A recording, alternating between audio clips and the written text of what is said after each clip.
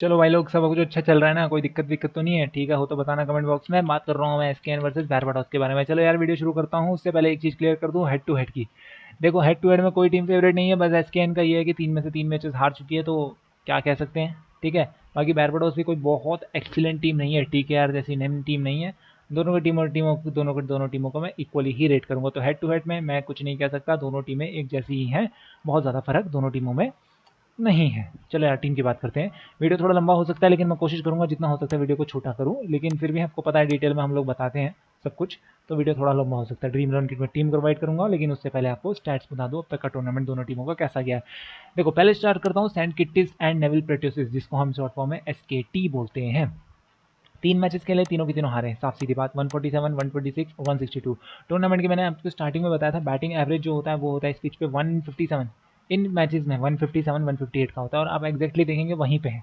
150 के आसपास का इनका एवरेज टोटल है, 145, 150 का। ठीक है, तो आपको वही चीज़ अपने दिमाग में रखनी है कि 2 से 3 बैट्समैन इंक्लूडिंग ऑलराउंडर, इससे ज़्यादा अपनी टीम में आपको बैट्समैन नहीं रखने हैं, बॉलर्स पे ज़्यादा डिपेंडेंट रहना है। विकेट बहुत गिर रहे हैं, यहाँ तक कि अभी कल का ही मैच था, परसों का मैच था, कल तो खैर हुआ ही नहीं।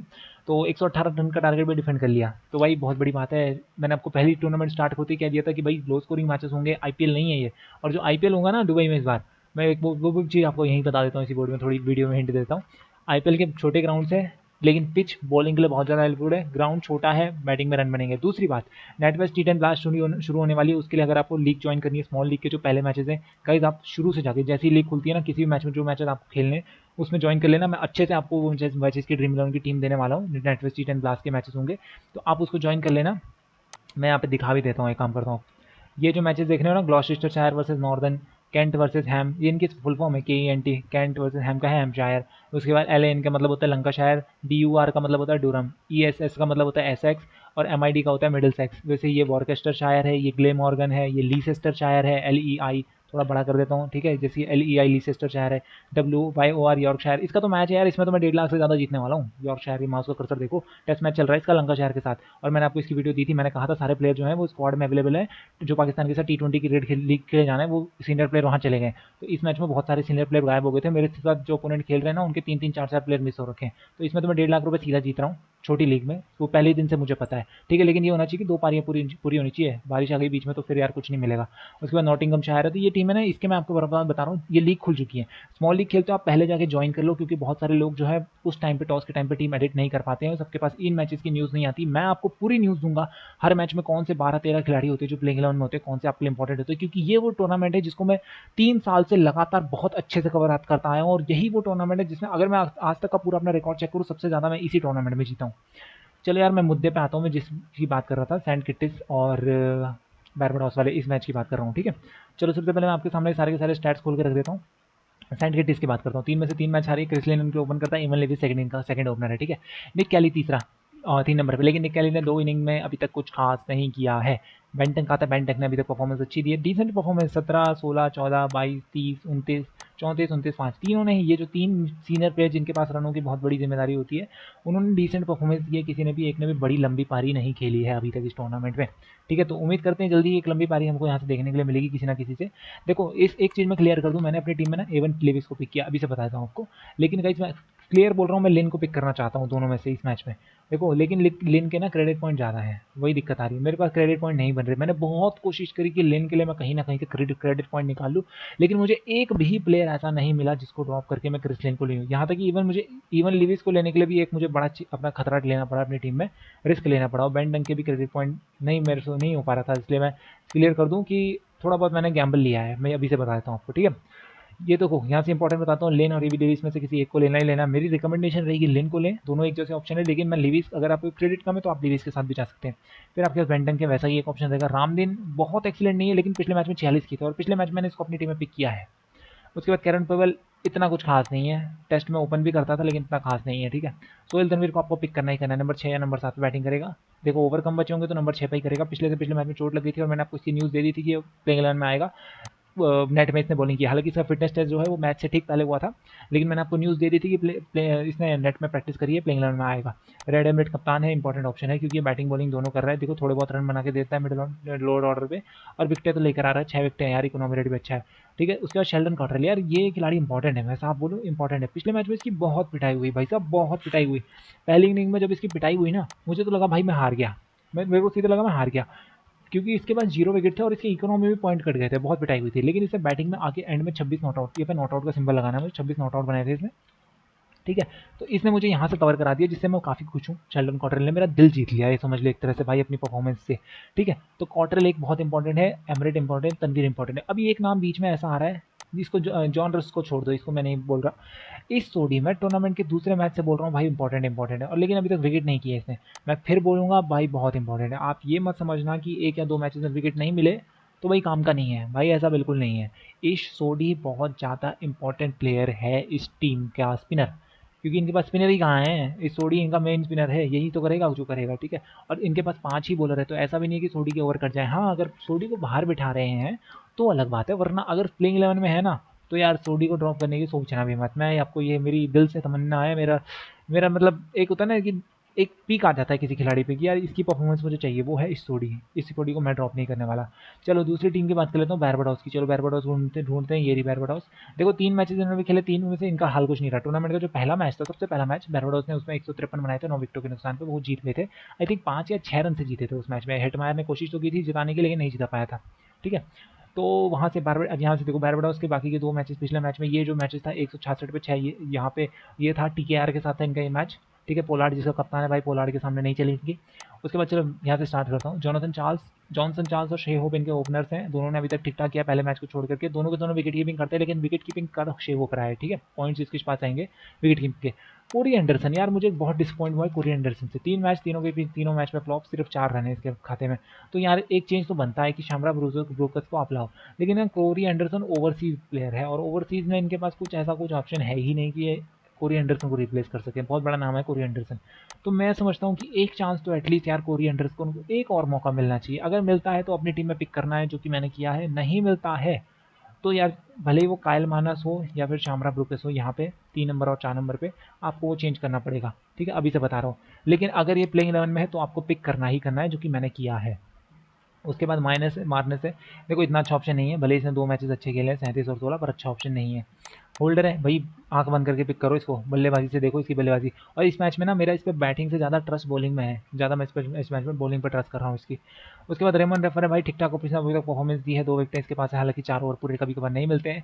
देखिए मिचेल सैंटनर को तभी लेना, आप एक चीज़ मैं क्लियर कर दूँ, मिचेल सैंटनर को तभी लेना अगर आप यहाँ से लीवीज और क्रिस लेन में किसी एक को ड्रॉप करें। क्यों कर रहा हूँ मैं ऐसा, क्योंकि मिडिल सैंटनर आपका पावर प्ले में बॉलिंग करता है। पिछले मैच में 1 ही ओवर कराया था, इसको बहुत लेट करवाया होल्डर ने ओवर, और 1 ही ओवर में इसके रन पिटाई हुई, बहुत अच्छे से पिटाई हुई, 19 रन पिटाई इसने 1 ही ओवर में। ठीक है, तो जो कि बाद में करवाया, और कप्तान होल्डर ये बात जानता है कि मिचेल सैंटनर स्टार्टिंग बॉलर है, पावर प्ले का बॉलर है। पावर प्ले में जो इसने पहले के 2 मैच में बॉलिंग करी, तो पहले 2 में तो नहीं करी, 1 ही में करी, क्योंकि दूसरे में बारिश आ गई थी। तो जो बॉलिंग करी थी वो बहुत अच्छी थी, इकोनॉमी रेट इसका 4 साढ़े 4 का था, 2 विकेटें भी इसको मिली थी। तो ये जो बॉलर है मिचेल सैंटनर, ये आपका स्पिनर, पावर प्ले का स्पिनर है। और पावर प्ले में भैया बैटिंग कौन करता है, क्रिस लिन और इवन लिविस। तो अगर आप इनमें से दोनों के दोनों खिला रहे हैं तो आपकी टीम में मिचेल सैंटनर नहीं होना चाहिए। कम से कम या तो दोनों को ड्रॉप कर दो, साफ सीधी बात, कॉम्बिनेशन सही तभी बैठेगा, या तो दोनों को ड्रॉप करो, या तो कम से कम एक को और एक और नंबर 3 को ड्रॉप करोगे, तभी आप मिचेल सैंटनर को अपनी टीम में पिक करना, क्योंकि अपने 3 ओवर ये स्टार्टिंग में कर देगा। अब या तो अगर आपने सैंटनर भी ले लिया, मिचेल सैंटनर भी ले लिया, और आपने लिन भी ले लिया, लिविस भी ले लिया, तो ये वो खिलाड़ी है जो पावर प्ले में जब सेंट किटिस लेवल की एसकेटी की जो बैटिंग चल रही होगी, तो ये 2 खिलाड़ी और सेंटर, ये 3 अपना काम कर रहे होंगे। अब सेंटर के या तो 3 ओवर वहाँ पे यूज़ हो जाएंगे और विकेट नहीं मिलेगा अगर ये दोनों चल गए तो।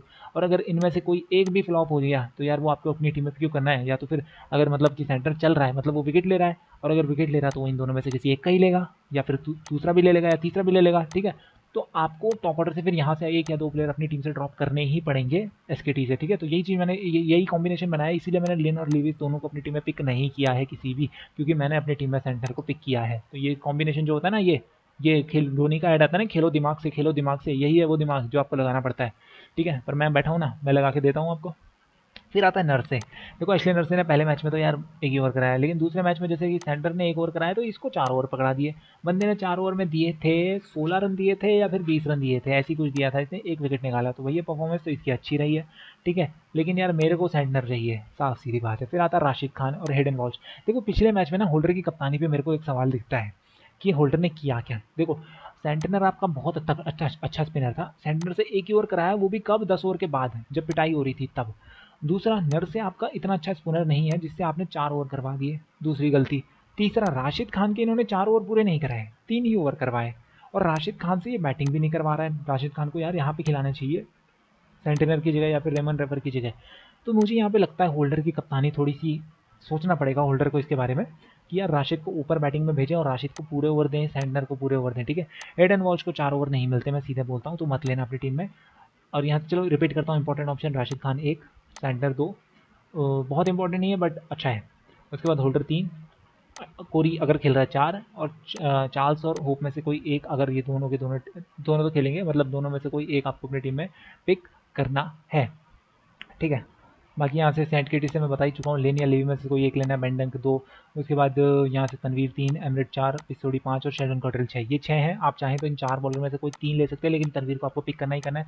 और सोडी यार मैं बोल रहा हूँ सोडी को पिक करो बस। चलो अब ड्रीमलैंड की टीम पर आता हूँ, बहुत टाइम खाली कोटी हो गया है। शे होप को मैंने विकेट कीपर में रखा है, ठीक है। 2 विकेट कीपर ऑप्शन में यहाँ पे देखता हूँ, तो जो बैरबाडोस से दिखते हैं जॉनसन, चार्ल्स और शे होप, और तीसरा रामदीन भी है। तीनों ने पिछले मैच में अच्छा किया है, तीनों ने अच्छा किया है, लेकिन मैं जा रहा हूँ शे होप से, क्योंकि मुझे बैरबाडोस का एक टॉप ऑर्डर का बैट्समैन चाहिए। जोशुआ डिल सिल्वा का मुझे लगता है यार, देखो जोशुआ डिल सिल्वा फिट है, मैं इतना बता दूँ, इसकी फिटनेस की रिपोर्ट आ चुकी है, जोशुआ डिल सिल्वा फिट है। तो ये डिपेंड करेगा भैया कप्तान के ऊपर कि यार एसकेएम से आप इसको खिलाना चाहते हो कि नहीं। कप्तान अगर खिला दे, ठीक है, तो भैया उसी के हाथ में, मैं तो इसमें कुछ भूल नहीं सकता। कप्तान खिलाता है तो खिलेगा, नहीं खिलाता तो नहीं खिलाएगा, ठीक है। अब आता हूँ बैटिंग से, मैंने सीधा कह दूँ मैं लेन को लेना चाहता था, लेकिन मैं गया लेविस के साथ, क्योंकि आप देखेंगे अब मेरे क्रेडिट पॉइंट 0.5 बच रहे हैं मुझे। अगर एक क्रेडिट और बचता पूरा तो मैं लेविस की जगह यहाँ से, देखो नहीं ले सकता ना, ये देखो नहीं ले पा रहा हूँ, क्लिक कर रहा हूँ, नहीं ले पा रहा हूँ, इसलिए मैं लेविस को ले रहा हूँ, लिन को नहीं ले पा रहा हूँ। मैं आपको लिन रिकमेंड करूँगा अगर आपके क्रेडिट बचते हैं तो। कोरी एंडरसन को तो भी पिक करना प्लेइंग 11 में, अगर नहीं है तो जो आएगा ब्रूकस आएगा तो ब्रूकस को पिक कर लेना, ये आपके ऊपर डिपेंड करता है, मैं अभी से बता रहा हूँ। बेंटन को पिक किया है, वाइस कैप्टन भी बनाया है, हालांकि चेंज करना है आपको कर सकते हो, मैं बेंटन को ज़्यादा भरोसा नहीं है मुझे बेंटन पे इस मैच में। बाकी यहाँ से हैमिल्टन अच्छा ऑप्शन नहीं, खेलता नहीं खेलता, पोबेल भी इतना अच्छा ऑप्शन नहीं है, छोड़ दो। होल्डर को पिक करना ही करना है, शोल तनवीर को पिक करना ही करना है, ठीक है। बाकी यहाँ से ऑलराउंडर से कोई अच्छा ऑप्शन नहीं है, काइल माइनस है पर मैं रिकमेंड नहीं कर रहा बैरबाडोस से, ठीक है। बाकी यहाँ से देखते रहना बैरबाडोस से, अगर आप कोरी एंडरसन नहीं खेल रहा है तो काइल माइनस एक ऑप्शन हो सकता है। बैटिंग ऑर्डर दोनों का सेम है, 3 और 4 नंबर पर खेलते हैं, ठीक है। सेंटर की जगह आप एक एक्स्ट्रा बॉलर भी खिला सकते हैं, लेकिन मैं सेंटर को खिला रहा हूँ क्योंकि लॉन्ग बैटिंग लाइनअप चाहिए, थोड़ी सी बैटिंग भी कर लेगा। उसके बाद नीचे से आता हूँ तो भाई जैसे राशिद खान को पिक किया है, शेल्डन कॉटरेल को, रेड एमरेट को और इशतोडी को। आप लगेगा कि एसकेएन के यार 3 बॉलर खिला दिया और एक ऑलराउंडर भी खिलाया, जी हाँ आप देखिए तो सही। शे होप मेरा विकेट कीपर है 1 बैटिंग में, कोरी एंडरसन नंबर 2, तीसरा होल्डर क्योंकि बैटिंग में ऊपर खेल रहा है, नंबर 5 पे खेल रहा है, ठीक है। 7 में या 8 नंबर पे मिचेल सेंटर आ जाता है, तो ये 4 मेरे ऑप्शन है, lower down the order centre खेलता है, ठीक है, बैटिंग से एसकेएन से। उसके बाद आता है बैरबाडोस से, फिर बैरबाडोस से यहाँ पे एवन लेवी से 1, बेंटन 2 और तनवीर क्योंकि 6 नंबर के आसपास ये बैटिंग करता आपको मिल जाएगा, ठीक है। तो 3 ऑप्शन मेरे पास हैं जो बैटिंग कर लेंगे। और दूसरा यार रेड एमरेट है ना, रियाड एमरेट, थोड़ा नीचे लाया माउस कर्सर को नीचे लाता हूँ मैं, रियाड एमरिटियरा, यार ये भी बैटिंग कर रहा है, ये 8 नंबर के आसपास आता है, रन बना के देता है, पिछले मैच में तो कॉटरल ने भी बना दिए, तो बैटिंग पूरी नीचे तक आती है। तो आप ये मत समझना मेरी बैटिंग कम है, और आप ये भी मत समझना बॉलर ज़्यादा ले लिया, जी हाँ मैं जानता हूँ बॉलर ज़्यादा लिए, लेकिन तनवीर को मैं बॉलर से ज़्यादा एक बैट्समैन के तौर पर देख रहा हूँ इस मैच में, पहली बात। दूसरी बात, सोडी को मैं नहीं ड्रॉप करना चाहता, कॉटरल को मैं नहीं ड्रॉप करना चाहता, रेड एमरेट को कर सकता हूँ, मैं सोच रहा हूँ रेड एमरेट को ड्रॉप करने की, लेकिन यार इसकी परफॉर्मेंस में अब तक टूर्नामेंट में 6 विकेटें गई हैं और रन बनाए इसने कुछ 35-36, तो कप्तान भी है यार, तो मुश्किल हो रहा है इसको ड्रॉप करना, ठीक है, इसलिए पिक किया है। आप चाहें तो मैं ये ऑप्शन छोड़ देता हूँ आपके ऊपर में कि इन तीनों में से देखो यार, मेरा दिल तो सोडी और कॉटरल पे है ही, तनवीर तो मैं बैटिंग ऑलराउंडर के तौर पे ले रहा हूँ, लेकिन फिर एक बात आती है, परफॉर्मेंस में एमरेट अच्छा है। आप चाहें तो मैं अगर आपकी जगह हूँ ना, तो मैं यार मेरा दिल ये कह रहा है कि एमरेट को ड्रॉप करके अगर आपको कोई पिक करना है तो ही पिक करें। तो चलो यार इस वीडियो में इतना ही, मिलते हैं अगले वीडियो में, good bye, bye bye, take care, thank